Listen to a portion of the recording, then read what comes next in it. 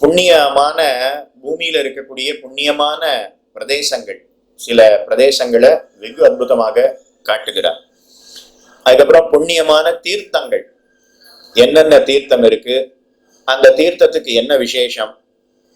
அதுக்கப்புறம் ஏகாதசி விரத மகிமை, ஏகாதசி விரத மகிமை இது எல்லாத்தையும் உத்தர கண்டத்துல காட்டுறார். மாசி மாதம் ஏகாதசிக்கு என்ன வைபவம், தை மாச ஏகாதசிக்கு என்ன வைபவம், மார்கழி மாச ஏகாதசிக்கு என்ன வைபவம், என்ன பேரு, விரதம் இருந்தா என்ன பலன் கிட்டும், வருஷத்துக்கு 25 ஏகாதசி வரும், அந்த 25 ஏகாதசியினுடைய பலனையும் விரத பலனையும் இதுல காட்டுறார். அது எல்லாம் உத்தரகாண்டம். ஆனா இப்ப அடியேன் உத்தரகாண்டத்தை கடைசியில தானே சொல்லணும், அப்படி சொல்ல போறது இல்லை. ஏன்னா இந்த ஏகாதசி விரதத்தை மட்டும் தனித்தனியா எடுத்துடுவோம். ஏன்னா முதல்ல ப்ரிப்பேர் பண்ணும்போது அதுல ஆதி காண்டமா நாமளும் ஆதி காண்டத்தை சொல்லிடுவோம், அதுல பூமி காண்டமா நாமும் பூமி காண்டத்தை சொல்லிடுவோம், அதுல உத்தரகாண்டம் கடைசியா வருதா நாமும் உத்தரகாண்டத்தை கடைசியா சொல்லிடுவோம்னு தான் சொன்னோம். ஆனா கிளம்புற அன்னைக்கு அடியவங்களுடைய பத்தினி பார்த்து, இதுல இருக்கிறத நீங்க கடைசியில சொன்னா ஒரே நாள்ல எல்லா ஏகாதசியும் சொன்ன மாதிரி ஆயிடுமே, அந்தந்த மாத ஏகாதசிய அந்தந்த மாதம் சொல்லிடுங்க அப்படின்னு சொன்னோம். சரி, அப்படின்னா ஏகாதசி விரதம் அனுஷ்டிக்கிறவாளுக்கு சௌரியமா இருக்கும். அதனால உத்தரகாண்டத்துல இருக்கக்கூடிய விஷயத்தையும் முதல்ல அந்தந்த மாத ஏகாதசி விரதத்தையும் சேர்த்து விண்ணப்பம் பண்ணிடுறோம். அதுக்கப்புறம் உத்தரகாண்டத்துல பகவத்கீதை 18 அத்தியாயங்களுடைய வைபவமும் இருக்கு. 18 அத்தியாயங்களையும் ஒரே சமயத்துல, அப்படின்னா எந்த அத்தியாயம் சொல்றது, எந்த அத்தியாயத்துக்கு என்ன ஏற்றம், ஒரே சமயத்துல எல்லாத்தையும் நாம கிரகிச்சிக்க முடியாது. அப்போ அதையும் ஒரு மாசம் பிரிச்சுடுவோம்னு அப்போ அதையும் பிரித்திருக்கிறோம். ஒரு மாசம் ஒரு அத்தியாயம் இல்ல 2 அத்தியாயத்தினுடைய சரித்திரம், இப்படியே நாம பார்த்துட்டே வரணும். அப்போ பூமி காண்டம் கிரமேண பூமி காண்டம், ஆதி காண்டம், பிரம்ம காண்டம், பாதாள காண்டத்தெல்லாம் அவர் ஈஸியா பார்ப்போம். ஆனா உத்தர காண்டத்துல இருக்கக்கூடிய ஏகாதசி விரத மகிமை, அதுக்கப்புறம் பகவத்கீதை அத்தியாயங்களுடைய மகிமையை மட்டும் ஒரு மாசமும் ஒரு ஏகாதசிக்கும் ஒரு அத்தியாயம் அல்லது 2 அத்தியாயத்துக்கு சேர்த்து விண்ணப்பம் பண்றேன். சரிதானா? அதுக்கப்புறம் வருணாசிரம தர்மம், அந்தணன் எப்படி இருக்கணும், அதுக்கப்புறம் க்ஷத்ரியன் எப்படி இருக்கணும், அதுக்கப்புறம் வியாபாரி எப்படி இருக்கணும், அதுக்கப்புறம் ஸ்திரீகள் எப்படி இருக்க வேணும், பிரம்மச்சாரி எப்படி இருக்கணும், கிரகஸ்தன் எப்படி இருக்கணும், எப்படியெல்லாம் இருக்கக்கூடாது, அது எல்லாவற்றையும் வெகு அற்புதமாக காட்டுகிறார். பகவானை எப்படி பூஜிக்க வேணும், 16 உபச்சாரங்கள் எவை, 32 அபச்சாரங்கள் எவை, எதை செய்யக்கூடாது, இது எல்லாவற்றையும் காட்டுகிறார்.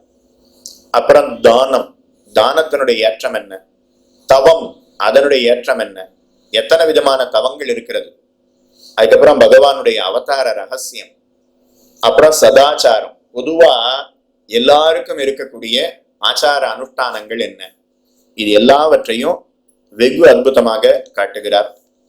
யதா சூரிய வபுர் பூத்வா பிரகாசாய சரேத் ஹரிஹி சர்வேஷாம் ஜெகதாமேவ ஹரிஹி ஆலோக ஹேதவே ததைவாந்த பிரகாசாய புராண அவயவோ ஹரிஹி விசரேத் இஹ பூதேஷு புராணம் பாவனம் பரம் தஸ்மாத் ஹிருதி ஹரே பிரீதே உத்பாதே தீயதே மதிஹி ஸ்ரோதவ்யம் அனிஷம் பும்பிஹி புராணம் கிருஷ்ணரூபிணா. 18 புராணங்களுக்குள்ள பகவானே எழுந்தருளி இருக்கிறானாம். கிருஷ்ணனையே உருவகப்படுத்தினா பகவானையே அப்படியே ஒரு உருவமா வச்சுக்கோங்க. அந்த உருவத்துல தலை எது அப்படின்னு, தலை எது, ஹிருதயம் எது அப்படின்னு காட்டுறார். அதனால அதை முதல்ல விண்ணப்பம் பண்ணிடுறேன்.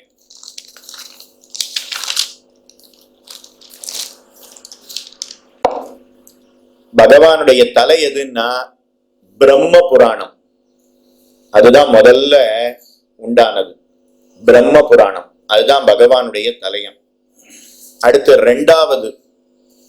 ரெண்டாவது வந்தது பத்ம புராணம், அதுதான் பகவானுடைய ஹிருதயம். அதுக்கு அடுத்தது 3வது பகவானுடைய வலது கையாக இருப்பது விஷ்ணு புராணம், பகவானுடைய இடது கையாக இருப்பது சிவ புராணம். அடுத்து பகவானுடைய 2 தொடையாக இருப்பது பாகவத புராணம், பகவானுடைய கொப்பூழாக இருப்பது நாரத புராணம். அதுக்கப்புறம் பகவானுடைய வலது காலாக இருப்பது மார்க்கண்டேய புராணம், இடது காலாக இருப்பது அக்னி புராணம்.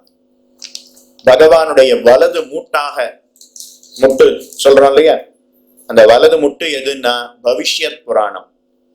இடது முட்டு எது அப்படின்னா பிரம்ம வைவர்தக புராணம். பகவானுடைய வலது கணுக்கால், கணுக்கால்னா எது, முட்டுக்கு கீழே காலுக்கு மேல கணுக்காலாக இருப்பது, வலது கணுக்காலாக இருப்பது லிங்க புராணம், இடது கணுக்காலாக இருப்பது வராக புராணம். அடுத்து பகவானுடைய முடி கொஞ்சோண்டு இருக்கு, எனக்கு நான் போய் முடிய கையை காமிக்கிறேன். ஸ்கந்த புராணம், அதுதான் பகவானுடைய முடியாக இருக்கிறது. அதுக்கு அடுத்தது வாமன புராணம், அதுதான் பகவானுடைய தோலாக இருக்கிறதாம். அதுக்கு அடுத்தது பகவானுடைய முதுகாக இருப்பது கூர்ம புராணம். அதுக்கு அடுத்தது பகவானுடைய சதை, பகவானுடைய திருமேனியில சதை இருக்கும் இல்லையா, சதை பகுதி, அது எதுன்னா மத்ஸ்ய புராணம். அதுக்கு அடுத்தது ஜவ்வு, ஜவ்வுன்னா எலும்புக்கு நடுவுல ஒரு பசை மாதிரி இருக்கும், ஒரு ஜெல்லு மாதிரி இருக்கும், அதுதான் ஜவ்வு. அந்த ஜவ்வாக இருப்பது கருட புராணம். அதுக்கு அடுத்தது பகவானுடைய எலும்பாக இருப்பது பிரம்மாண்ட புராணம். 18 புராணம் கணக்கு வந்துடுதா, சொல்லிட்டேன்.